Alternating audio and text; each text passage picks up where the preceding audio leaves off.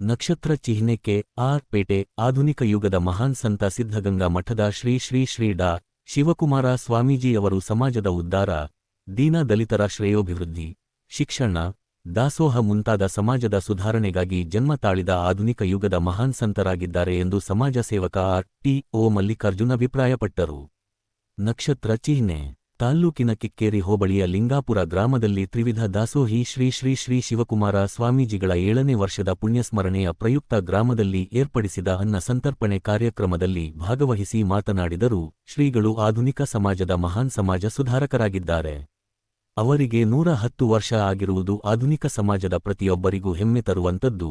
ಶ್ರೀಗಳ ಆದರ್ಶ, ತತ್ವ ಸಿದ್ಧಾಂತ ಸಮಾಜ, ಶಿಕ್ಷಣದ ಪ್ರಗತಿಯ ಚಿಂತನೆ, ಆಧ್ಯಾತ್ಮಿಕ ಚಿಂತನೆ, ಮಾನವೀಯ ಮೌಲ್ಯ ಮುಂತಾದ ವಿಚಾರಧಾರೆಗಳನ್ನು ನಾವೆಲ್ಲರೂ ಕಿಂಚಿತ್ತಾದರೂ ನಮ್ಮಲ್ಲಿ ಅಳವಡಿಸಿಕೊಳ್ಳಲು ಪ್ರಯತ್ನಿಸಬೇಕಾಗಿದೆ.